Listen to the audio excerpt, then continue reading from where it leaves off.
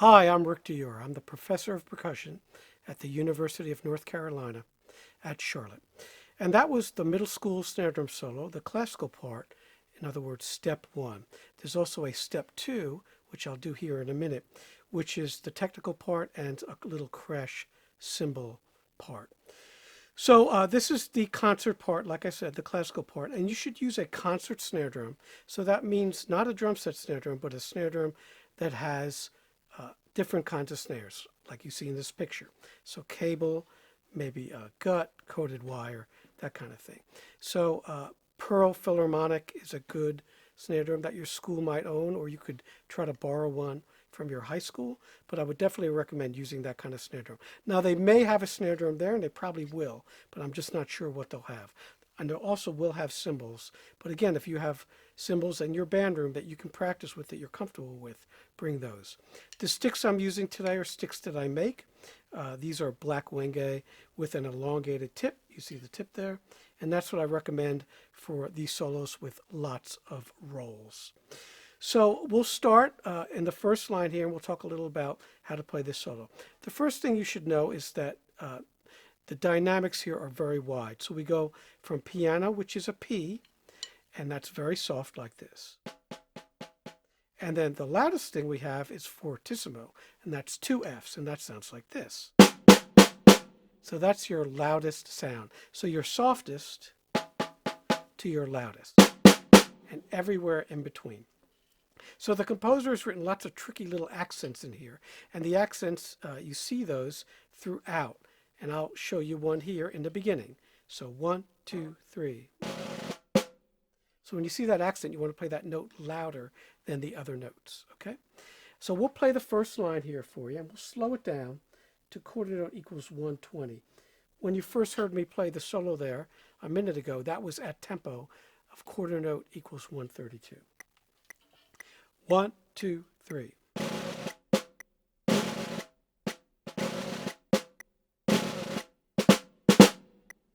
So you see I'm playing those accents, how they're a little louder.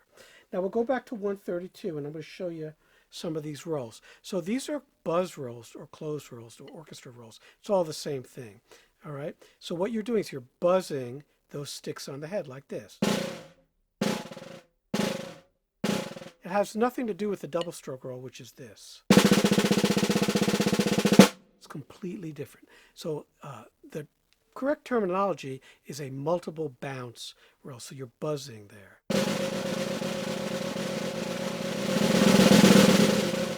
So you're applying pressure here in your fulcrum, and you're using a little bit of fingers, and you're buzzing. If you play match grip, that's fine. Okay, and this is what it looks like.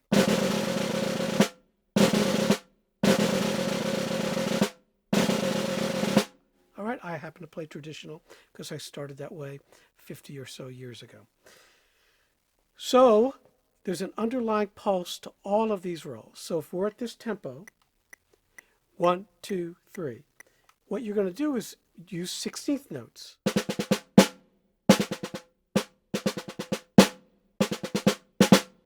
So those 16th notes are buzzed, and we get the roll. 1, 2, 3.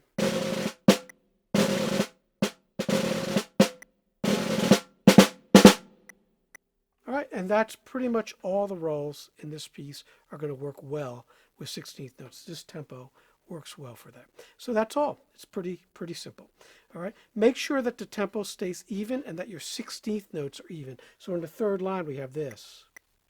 1, 2, 3.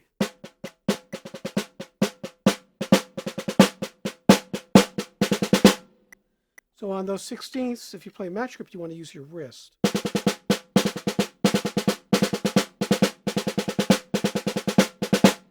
And I'm doing the same with traditional. So I'm tightening up just a little bit. Not a death grip, but just a little bit tighter to make those sound even. Now these flamps here in the fourth line, they should be kind of closed, so tight like this. 1, 2, 3.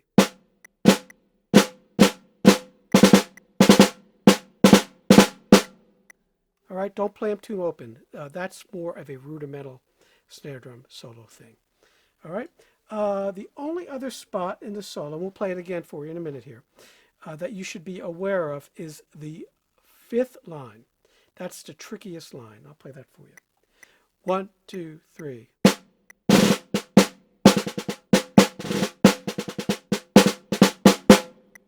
Now it's tricky because of where the accents are. So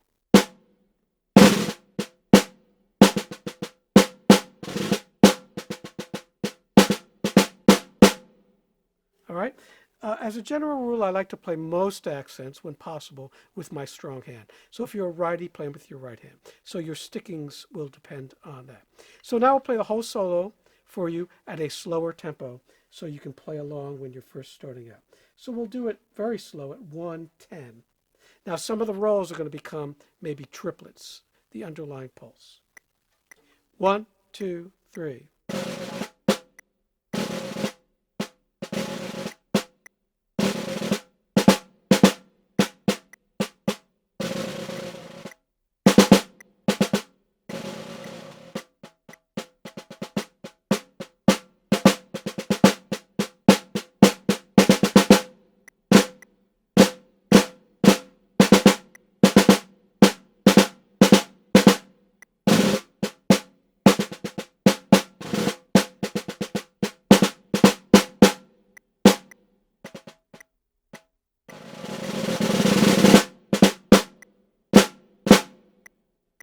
Now you notice that roll at the end,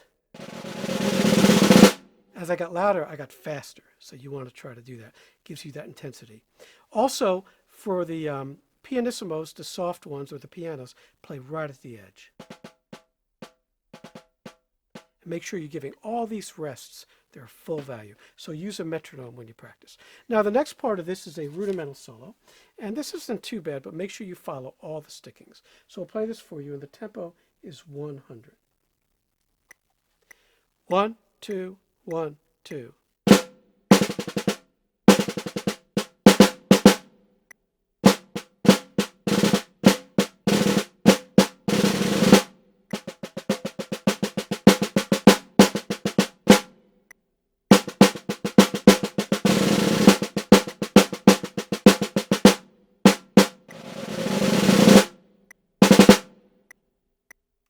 Now you saw me playing all closed rolls there.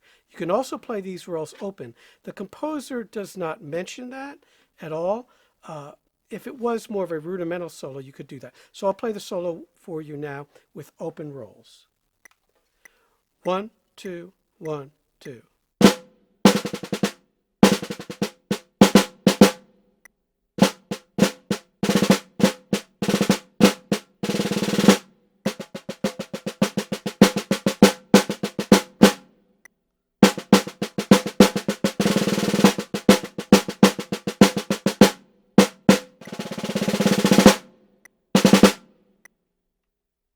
I would probably play these rolls closed because they're written closed, but again, there's no direction there.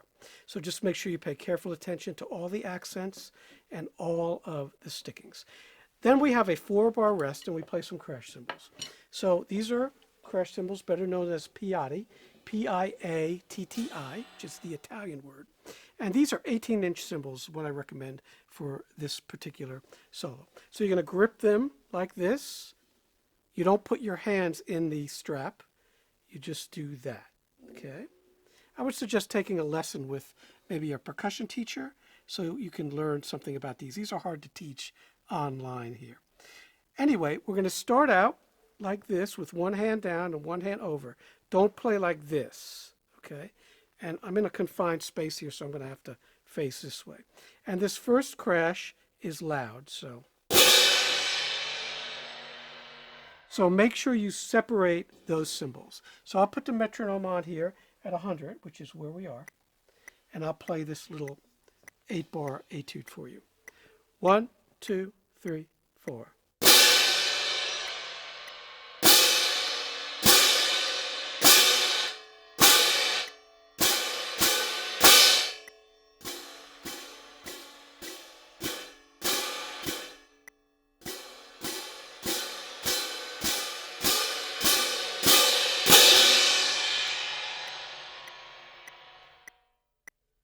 Now you're probably noticing how I'm offsetting the cymbals there. so they're not creating an air pocket like this. So there's about an inch of space there, maybe a little less. All right? The trickiest part here is the second stanza, second bar. We have to play a short note like this, and then you go right into your stomach, you muffle them, and then a little bit louder, and then another short note. So like that. And then you see at the fourth bar, that marcato accent, that's a staccato or dampened accent. So you go right into your stomach like this.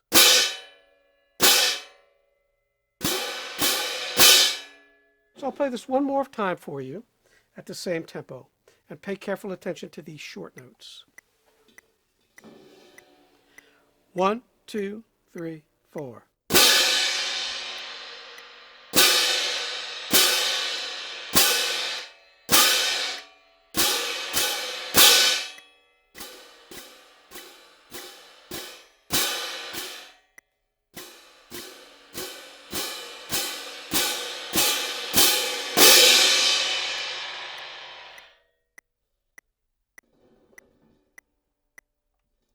So I hope you enjoyed this video, and if you have any questions, you can always email me at rickdior@gmail.com. I hope you have a great audition.